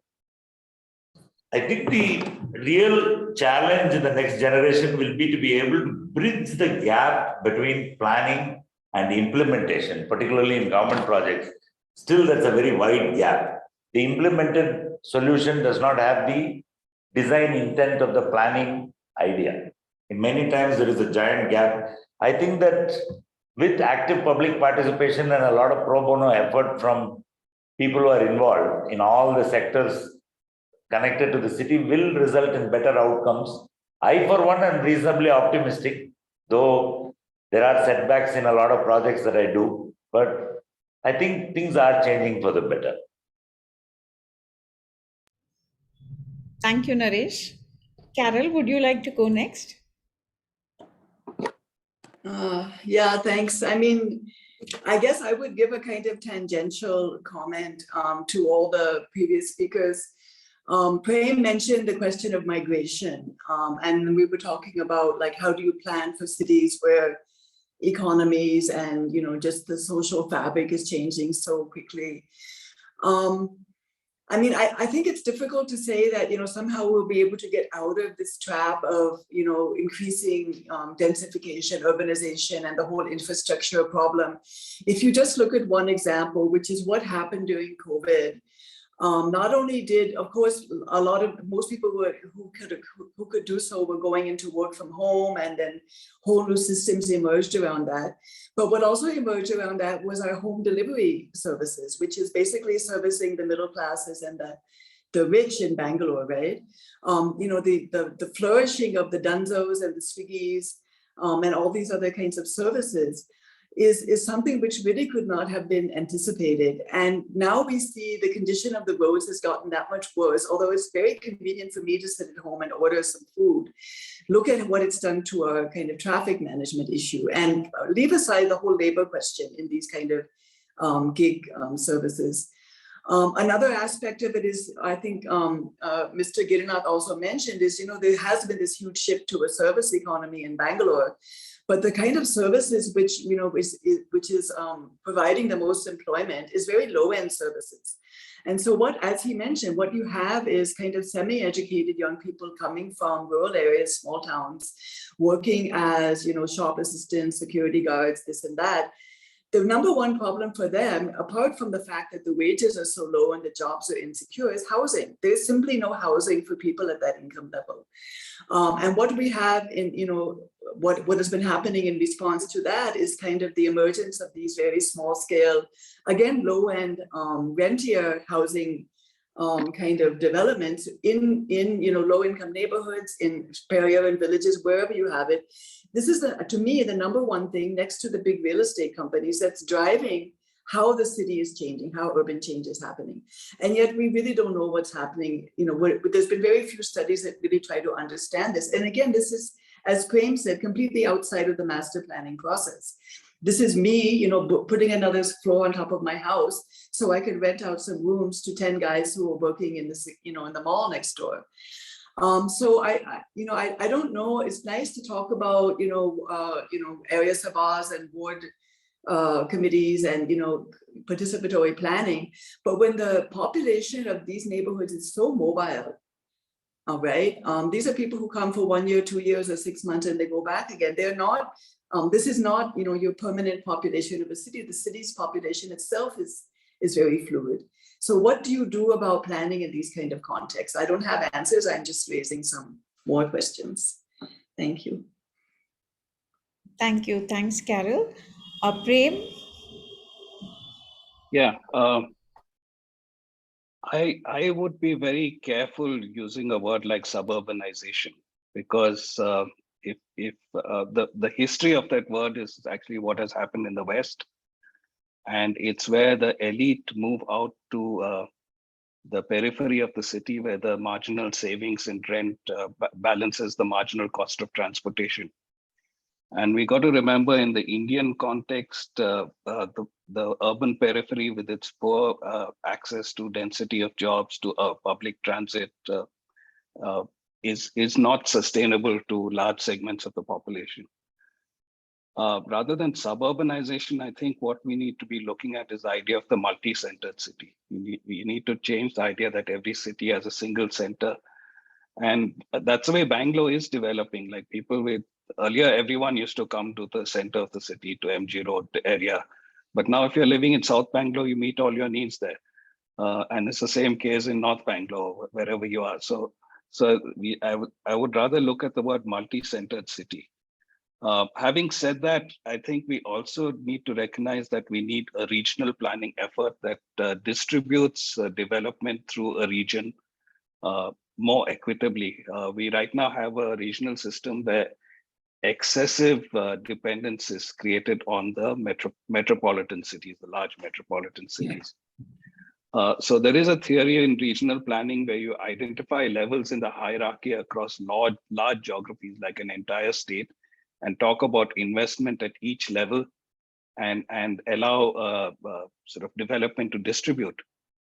And actually, when I did my bachelor's thesis, I found that there's a document that the state of Karnataka produced in 1976, which actually studied exactly this, and what investment should come at what level in the hierarchy. But I think that has just remained a report on the shelf that no one has seen. So I think we need the regional planning effort. We need to think about the changing nature of labor, and what we think as the labor of Bangalore is not what the old words don't apply. And even our old perceptions, we used to hear a lot of rhetoric about Bangalore as the IT city, the Silicon Valley of India, and that's a model that should drive our development. Without taking into account that the number of people working at the subsistence level in the garment industry was actually larger than the number of people in the software industry. And but that was not a sort of sexy model to portray as, saying India is entering the global economy, because these were largely exploited labor. And the other thing is the gig economy and the increasing level in the labor force of what is called the precariat. So even people who are earlier the precariat, who are surviving on a day-to-day level, even struggling to survive on a day-to-day level, we're largely in the informal sector. But you're seeing this condition of economic precariousness even moving into the formal sector. And it's even happening in services offered by the state. So you saw the recent agitation by the Paura Karmikas asking for the regularization of their contracts and payment of wages on time and things like that. So that's another thing that we need to take into account. The last thing I'd say is that our notion of what we think of as housing has to change. There's a paper that was written in the 1960s by John Turner saying housing as a verb, and unfortunately a much neglected paper. We tend to visualize housing as a product, whereas if you can see housing as a verb, which is a process by which people improve their lives. Because as soon as you formalize it as a product, you set up threshold costs, you set up problems of appropriateness, which is what we saw in the case study that Leo showed of this terrible housing, done to settle the poor in that area. Whereas actually the case studies all over the world that self-help incremental housing done through participatory processes is much more effective in solving needs at the poorer segments of the economy. And we shouldn't look at the same housing model as something that needs to apply to all segments of the economy. Yeah, that's it. Thank you. Thank you, Prem. I would now request Kathy to share her thoughts after she has heard all the discussants. You have to unmute yourself. So sorry. Thank you very much. So many good thoughts and ideas, and I agree with the sentiment of the group that planning has to be very local response to local conditions, right? There is no one form of planning, sets of goals, process that can be applied, and it's very important that planning in Bangalore respond to the needs of Bangalore. It's also important that it be an ongoing process. I think that days where plans were something that we worked on for a couple of years and we printed a beautiful volume and we set it on the shelf are over, that things move too fast. Things need to move fast. People need housing now. They don't need housing 10 years from now, although they will need housing for 10 years from now. And so moving more processes, gathering more information earlier, being ready to be mobile is really important. Understanding the changing dynamics and responding to them is really important. But I think it remains really important to put at the core of all that planning the needs of the poorest members of a community and how they're incorporated in that scheme. And the best is if they're not planned for separately, but planned for as an integral part of other planning processes, and so that their needs are always part every project. So what if every housing project that was built had an inclusionary process where 10% of the units were reserved for people under 30% of median income, or whatever it would be? And I think that those standards are some of the most important things happening, but also, as people have discussed here very eruditely, understanding changes and understanding what can be done now. And I think planning both temporary as well as permanent is important. So what can happen that makes people's lives better today? What can happen that makes people's lives better a year from now, 2 years from now, 3 years from now has to be an important part of all these processes. Thank you, Kathy. So going over to the Q&A box, there are many questions addressed to Mr. Tushar Girinath, but I don't see him here. There's one question to Naresh, where Mr. Mysore Malimat says, why not identify the suitable sites from the cancelled and corner intermittent sites for setting up decentralized STPs? So would you? Yeah. So, good question, but wait a minute, I have to do something about the video part. 1 second.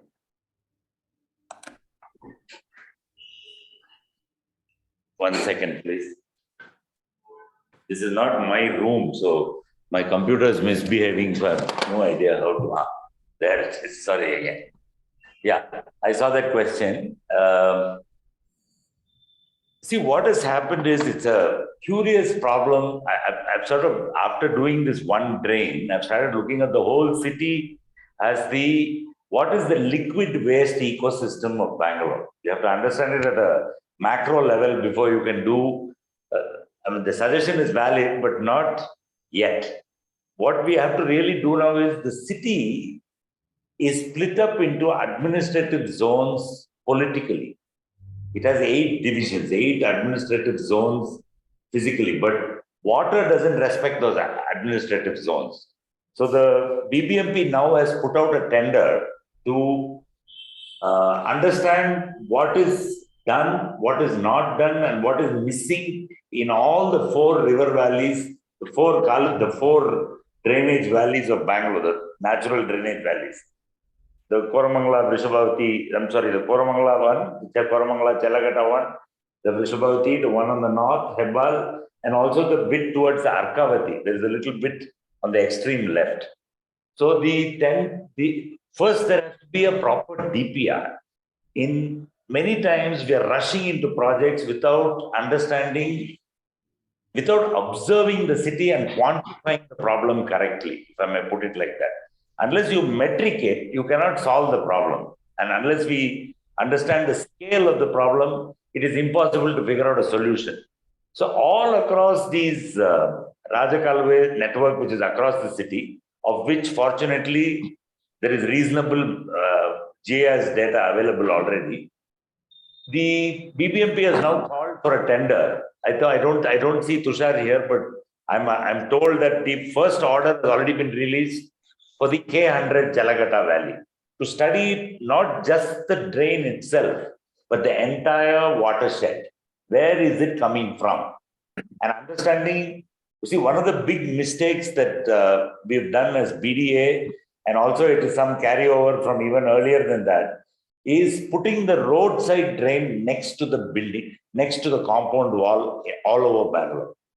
It's a huge engineering error because the drain should be at the edge of the footpath and the blacktop. That is the internationally accepted practice. But in our case, it always comes right next to the compound wall, and all the pipes and every single utility crosses that. It gets filled with mud and the water flows on the road anyway. So that whole system it's a city-wide system which will take years to implement. But a good beginning has been done now. The detailed DPR for the study of these valleys has finally been released by BBMP. The first one, I'm told, is already awarded. And that requires a lot of using technology like cloud scanning with drones. In many of the places, we don't have good data because it's completely encroached to the edge of the wall. So there's no way a surveyor can go. There's millions of liters of sewage flowing there.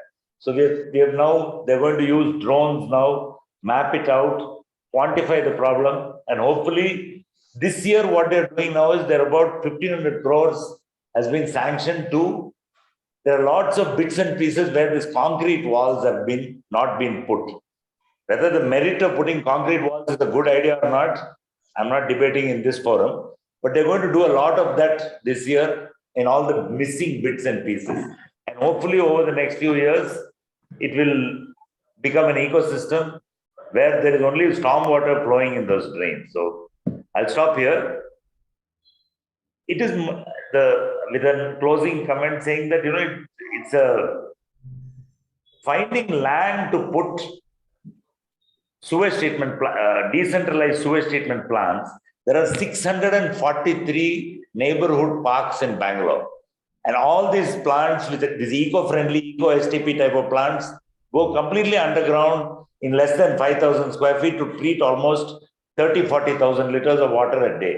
So that is not the problem. The problem is understanding the supply chain from beginning to end and making sure all these lakes come back to life also. Thanks, Naresh.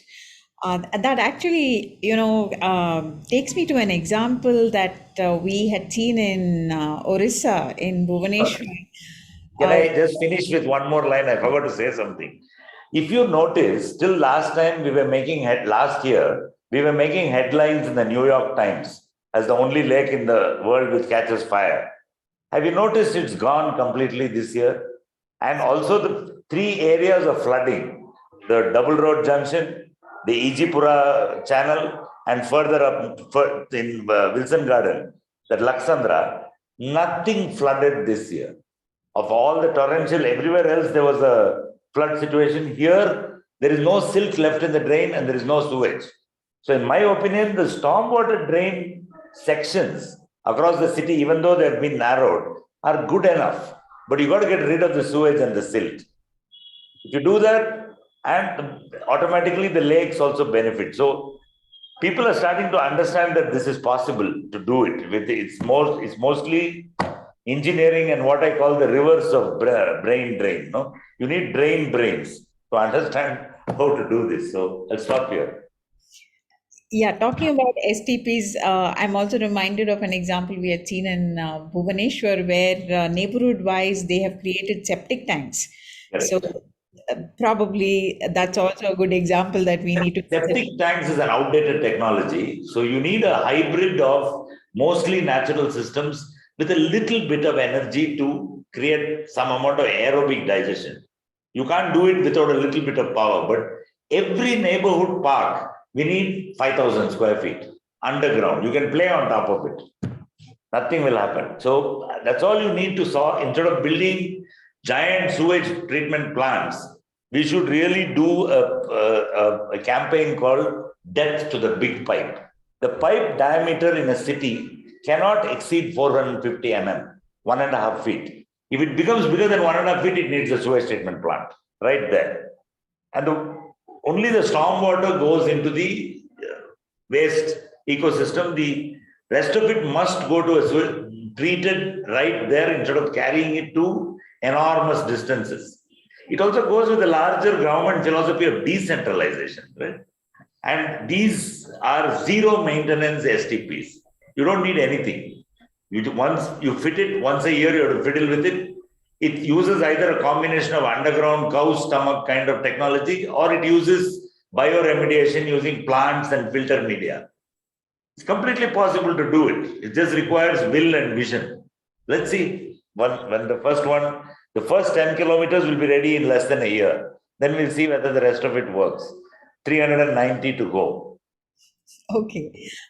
Leo has his hand up. Yeah, Leo, I was anyway coming to you. I think, Naresh's experience working with one section of the city and now remodeling a major drainage of the city's, unfortunately, mixture of sewage and, surface runoff, especially rain runoff, is indicative of the larger problem of, trying to find solutions to the kind of urbanization that has taken place over the past couple of decades. We're trying to retrofit a solution into a problem that has been caused by a lack of care to the geography of the place. Correct. And this is not something that is a new revelation. I remember in the 80s and the early 90s, bird watchers, not planners or architects or bird watchers got together, and there were people who were from all sorts of disciplines and looked at the larger Bangalore area, for instance, and found that if you do not really consider this evolving herb from a perspective of, let's say, the bird, and how birds find it useful to still come to this large concretized metropolis, you're missing the logic of how land, water, and air creates a context for living. And here I think it's not merely a question of looking at it from an environmental limits perspective. But if the bird has to visit a lake, for instance, it requires a culture of maintaining that system. And that culture is deeply woven into our understanding of how to live from a predominantly rural perspective. And I don't see the transition has taken place when the cities got urbanized, largely not because the people don't relate with it. For instance, in Bangalore, you have this Karaga festival, which is really a festival of the Tigalas, in which they venerate this celebration of, how water, soil come together to reverberate into the consciousness of the people. And it's a celebration in every sense and of the ecology of the place by deifying the ecological elements. So I think there is a particular engineering intervention by which the interaction between a lived experience of the city is being positioned as if it is as a material, impersonal, and almost indifferent approach to the locale.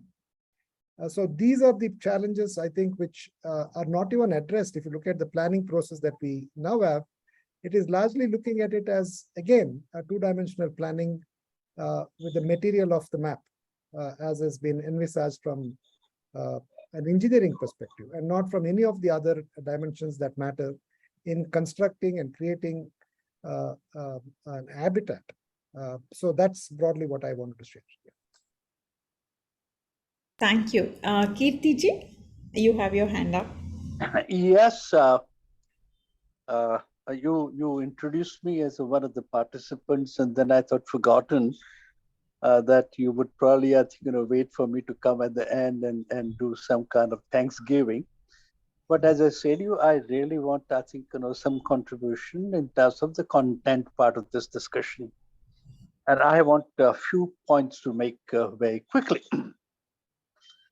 First is, I think, the way we urbanize, the way cities become an important part of life, we have all kind of things to do. We got to beautify our cities. We have got to kind of, formalize our cities. We've got to kind of, make them, I think, productive. We've got to make them effective. We've got to make them efficient. All that has to be done. And one of the important things that we've got to do is to make cities inclusive. There is also a very important demand that we have. Now, what do we mean by making cities inclusive? And I think this question is not addressed sufficiently. And when you talk about making cities inclusive, you're talking about how are the poor of the city, how are the marginalized, how are the slum dwellers, how are the minorities are seen, treated, dealt with, invested on. How do we improve their lives? How do we improve their existence? And that is that inclusivity has many definitions. This is certainly one of them, a very important one, a definition that Gandhi would probably like very much. Now, real tragedy we have in that particular context is this, that when we try to do it, we essentially move in the direction of projectization rather than looking at things and people as systems, as solution providers. Let me kind of give you a very quick few examples. Number one, I heard, and we hear so much about participatory processes in housing. Do you know how cities produce housing? If we take, a very rough figures, when 10 houses get built in a city, one is done by public sector, 1.5 or 2 are done by private sector, 6 or 7 are done by people sector. And out of 7, probably 2 or 3 are done by unorganized, producers. but 4 are done by slum dwellers themselves, which really means that the biggest producers of housing in our cities, even today, are the slum dwellers. We do not look at that at all. And we talk about solving their problem. Let's look at the rural area in order to understand that problem better.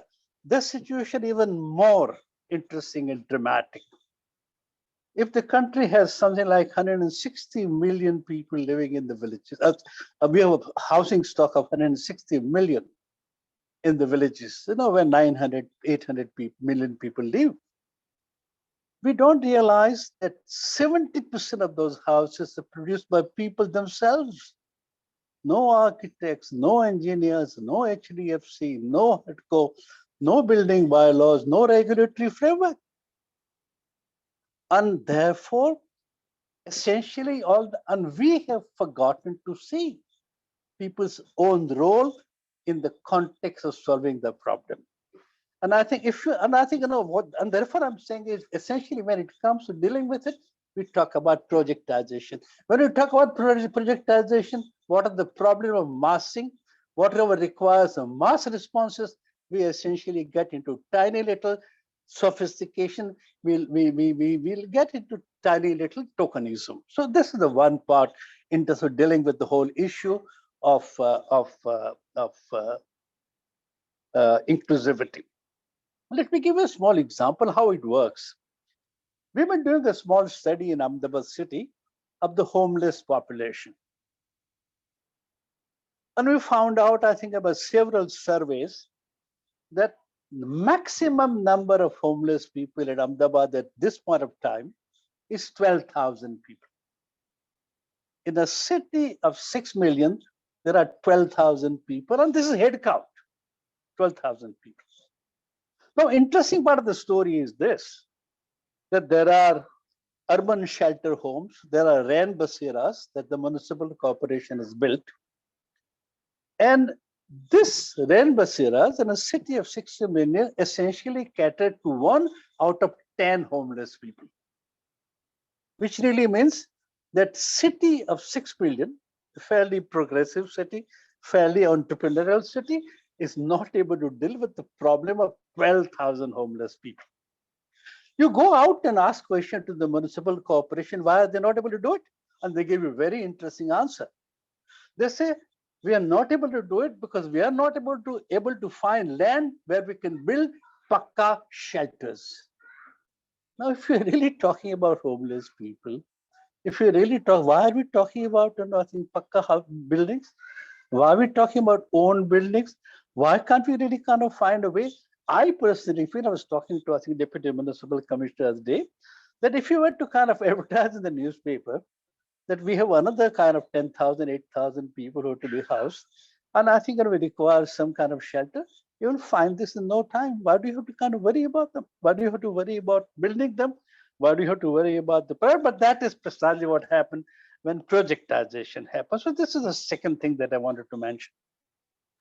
The third thing, which I think Prem mentioned, and this is the most important thing that we have forgotten.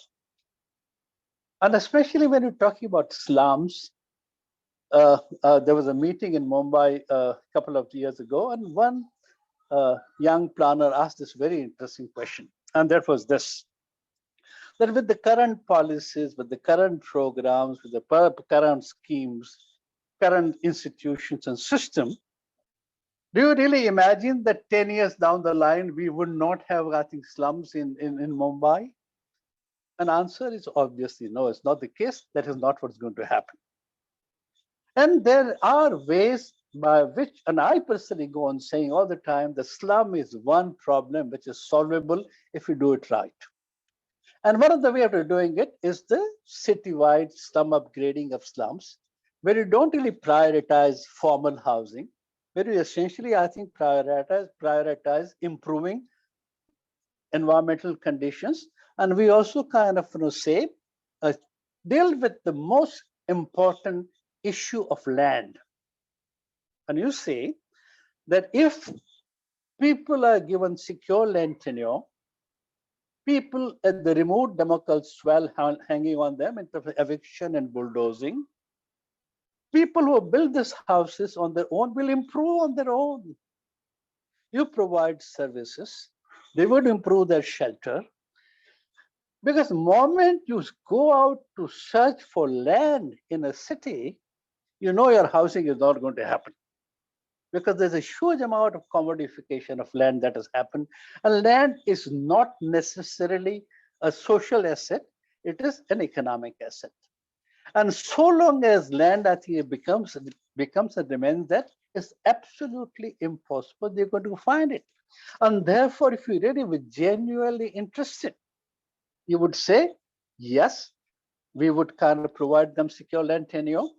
Municipal corporations will be encouraged and capacitated to kind of provide, I think, services. People will incrementally, over a period of time, will improve housing. This will be, I think, go in parallel with affordable housing, and this will go in parallel with good land supply. If all this happens, I'm absolutely convinced that in 10 years' time, we'll be able to kind of solve the problem. And the moment you, and I'm not saying that will be completely, I think, without slums, but what is one is saying that we'll make a huge stride in terms of dealing with the problem. And therefore, why does it not happen? We essentially are not able to look at the social value of the land. What has the economic value of the land done? Land is a nature's gift. It's a nature's resource. We convert it into, I think, an economic asset. And what has it done? It has made a few people very rich, and it has built the city of the rich and the elite. Time has come to look at land's social value and say, look, if you really kind of look at land social value and see that land goes to the kind of poor in order to kind of improve their shelter, you will improve their conditions, you improve their health, you will improve cities, you will improve investment, and ultimately, I think, they'll be very good for everyone else, and that is the situation. Other thing that needs to be looked into when you talk about inclusivity, you cannot develop a slum improvement strategy in a city if you're a model of the city, if your image of the city, if you're talking about Mumbai as a Shanghai and Chennai as Singapore, there's no you're going to kind of accept an incremental change in the city. You're not going to allow slum dwellers to improve their conditions over a period of time. You're not going to kind of give them land so that they feel secure, so that they concentrate on their jobs, they concentrate on their families, and they eventually kind of grow and become better. And therefore, unless you look at this whole issue of image of the city, what kind of cities you're talking about, you won't be able to talk about, I think, inclusive city in the context of Indian cities. Additional point that we require to be looked into in the context of inclusivity is the whole aspect of informal sector. This country has 90% of the jobs in informal sector.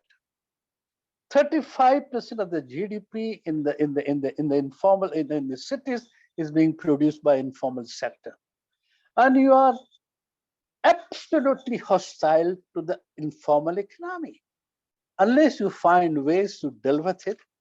And I'm not talking about just the integration of informal economy into formal economy. I'm talking about giving it, understanding it, giving it a place. It's playing a hugely important role in the context of sustainability is very important. In the context of resource use is very important. In the context of capital investment is very important. So unless you understand informal sector, and unless you understand informal economy, informal settlements, and create space for it, create conditions for it, create planning for it, you're not going to go very far in the context of inclusive city. And the last little point that I wanted to make was this, because this example was given in terms of abnormally poor, a bad housing we are creating. We're not only, I think, not doing what we're supposed to do, but whatever we're doing, we're not doing correct. And I think in that particular context, there is a whole need, and I think, Prem knows it. We have been working on this whole idea of improving livability of small houses. And what is this, that if you really see how people live, if you really kind of, sensitize younger people, younger designers to kind of, bring in new ideas, if you really create conditions where sustainable elements are woven into project planning, there is a lot that could happen. Unfortunately, it's not happening. What is happening is this, that, just about 15 years ago, no one talked about, 20 million houses happening now. And it's no longer a promise. But 20 million houses that you are building are not really integrating and creating better, livable, inclusive cities. And unless you see this, together, unless you essentially kind of give it a space, you are not going to kind of, go anywhere. And therefore, in the context of inclusivity, my own thinking is this, that it is still a very much a rhetoric. We are talking about it, at a deep conceptual level. We are not strategizing. We are not kind of building institutions.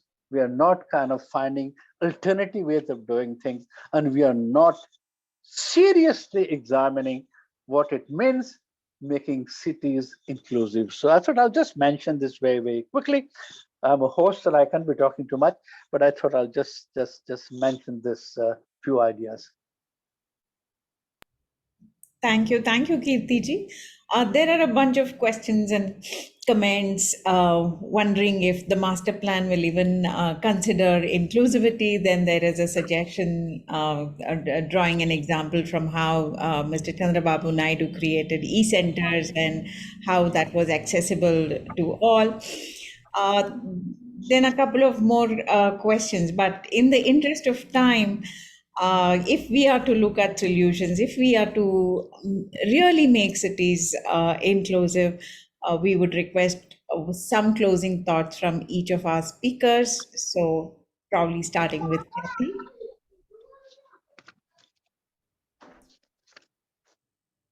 You have to unmute yourself, Kathy. Some closing thoughts from, Yeah, so thank you very much all for such a robust and interesting conversation. I think it's exciting to hear about inclusivity, the right to the city as an important principle for planning, for engagement. And I look forward to hearing the specific measures that are undertaken to achieve that goal. Thank you all for including me. Thank you. Naresh, are you still there?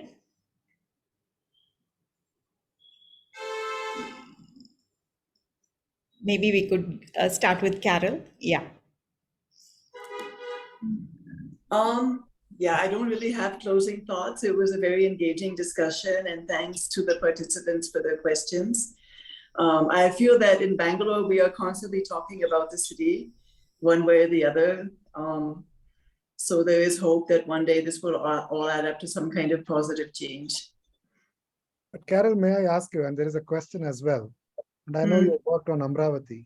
So here was an opportunity to actually build a city of, which is imagined and constructed on the concepts of inclusivity. What happened?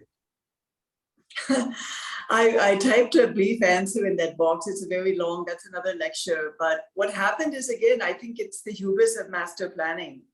It's the idea that you can, just somehow get some land, regardless of who's already living there, and then, conceptualize a city, based on some pipe dream, out of Singapore and so on. And then you could just make it happen. And that's not how cities grow. I mean, we all know what's happened with the older master plan cities of the world, right? Most of them. So, what's surprising to me really about Amravati is how many people bought into this idea, rather than the fact that basically it's failed, it's collapsed. Thank you. Thank you. I could say a lot more, but we don't have time. So another day. If you have a paper, if you can share the link, I think that would help us. Okay, I'll share a couple links in the box. Yes. Yeah. Yeah. Prem, over to you. Yeah. One I think is we need to get out of what Carol aptly described as the hubris of master planning. And there's a tendency to assume that master plan should specify everything about the urban form. And actually what happens is cities by their very nature are very creative spaces, which is why in India 34% of the population produces 65-70% of the GDP.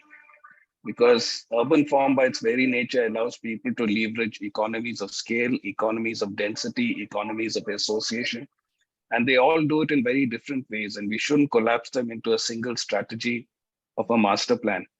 So actually master plan should sort of step back, and govern with a very loose hand. And really what it should focus on is, resolving misalignments between, the clash between these different strategies, lay the enabling infrastructure of transit systems, urban services, schools, hospitals, all of that. And have a structure of recognizing people so that they have security of tenure. As Kirti said, you give them security of tenure, even the poorest of the poor will improve their house themselves incrementally over time. And do this all in a structure of transparency and accountability. And planning needs to be decentralized. You don't overspecify it. So actually you need to bring planning down to the level of the ward and the area sabha. And I think planning should operate and governance should operate by the principle of subsidiarity, which says that the smallest element should do the maximum it can, and what it cannot do delegates upwards in the system. So obviously at an area sabha, you can't design a mass transit system. That has to be delegated to the uppermost level. But in terms of looking at what road conditions and the distribution of neighborhood services, that can be done at localized level. Now, this sounds very utopian, and it's not going to happen without a people's movement, because no government changes and gives up power like this unless pressure is put on the people. And I think for a people's movement, we have to build an interest among the elite in seeing a benefit in inclusivity. And I'll argue on 3 counts of the benefit for the elite, just as a strategy, because we have to bring them in. Without them, nothing will happen. One is to realize that our current system, where half the population is not recognized by the master plan, creates a spatial discontinuity, a fracture throughout the urban system that makes it impossible to run any efficient urban service, whether it is traffic or transit or electric supply or water supply or drainage. You need a system that brings all of the population under its umbrella so that we can at least have the structure of urban services. The second is the risk of urban violence, which disrupts our lives far too often, is much lower if we have an inclusive city. And the third, which is probably good timing to do this message right now, is public health. We saw the pandemic where the virus doesn't know economic boundaries. And there's actually an interesting study in the early stages of the pandemic which saying that there'd be a disinterest in cities because density creates this, breeds pandemics. And then they found that cities with similar densities, like if you compared New York and Hong Kong, which actually has a slightly higher density than Manhattan, was actually doing much better than New York at the same point in time. So actually, if you looked at density per square kilometer, it doesn't make a difference. How a city performs in public health is tied to many other factors: the public health infrastructure, the responsiveness of the population, the messaging, and the testing infrastructure, all those kind of things. But if you looked at density at the fine grain level, at the level of the house, if you looked at density per square meter, not per square kilometer, if there was a correlation with poor sanitation, then you found the rates of infection are very high. So you realize that public health is also something that knows no economic boundaries and everyone can benefit in an inclusive city. So these are things that I think, as a messaging we need to think of, and we need to build a public campaign and a people's movement around it. Thank you, Prem. Leo, over to you. I I just want to acknowledge that, this the richness of this conversation, I hope, is transferred into spaces which obviously need to have this quality of conversation embedded. But even embedding is a statement of power. I hope it becomes a culture that we can actually think as deeply as we are doing here. And Kirti is right that, it is the lack of such conversations that creates the, didactic decision making as a norm, which has become almost a nationwide affliction. I was just writing an article the other day, and I recalled how Jawaharlal Nehru in 1959 had already determined that India is afflicted by the disease of gigantism. And today we are actually living through the impacts of that disease, as he put it. And yes, as Prem put it, the fact that COVID did not recognize any economic boundaries, it was meant to be that. It was always spoken through many public health conversations that this would come, and it came, and we were caught unprepared. My worry is what happens as cities become much more complex systems with unresolved tensions between caste, religion, and the There's a nature of bunch our of things you could community. do. You could clean the rail on the becoming outside off so that we can stain it next time you're here. You could continue. The unresolved tensions between caste, religion in our communities, and the majoritarian politics that has become more, I would say, driven from highly powerful institutions such as the office of the chief minister and prime minister becoming normative. And the cities are the landscapes where this is tested out. So inclusivity is not just about economic and housing and that sort of thing, but a communal riot can destroy harmony in such fundamental ways as has happened in Ahmedabad, in Delhi, and is aching to happen in multiple metropolises across India. This is a frightening reality. And while we should be focused on what should be the challenges of global warming, Europe is going through that. North America is suffering that. We have been suffering that for quite some time, and we just don't acknowledge it. Just conceptualize the fact that in all of May, in Bangalore, it rained and it flooded almost every day. It is happening even now. When there is a heat wave, there is also floods. These phenomena are going to be intensified in future, and metropolises will be the sites where the contestations will be played out starkly, and I fear very violently. So this type of conversation requires to be grounded in almost every possible forum, so that we can realize the urgency with which we must now attend to this. Thank you. Thanks, Leo. And closing thoughts from Kirtisha. Before he gives his closing thoughts, I would love to give a big thanks to all our speakers for accepting this request. And this being the 25th year of ESG, it has been a great opportunity to share some of our work that we've managed to do over the last 25 years. And thanks to Kirti ji. Over to you, Kirti. No, thank you very much. I think it was a wonderful series. I think, the 4 episodes that we had, and I think very educative, very informative, and we learned, everyone I think tells me to learn a lot. So thank you, Leo. Thank you, Bhargavi GA. Thank you, ESG, for doing this. For this particular session, thank you, Tushar ji. Thank you, Prem. Thank you, Dr. Carol. Thank you, Kathy, and thank you, Naresh Bhai, for being here. I also now have a list of people who have helped ESG put together this webinar series, and I have the names in which I'm going to kind of speak. This includes Janani, Shruti, Ishwarappa, Varun, Vikas, Kripa, Kesya, Subhash, and Unit.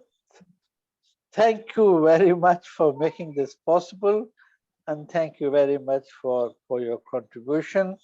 At this end, I must thank my colleagues here at INHAF. That includes Ankisha, who has been following up, I think, almost on a daily basis on the logistics.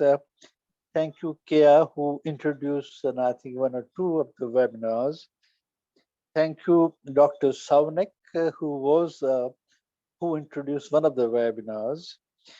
And thank you very much, Abhijit Joshi, who's helping us reaching out. So I don't know when can I reach again, Leo, and then how I've been pursuing this with you this for a very long time, and I'm delighted finally it happened.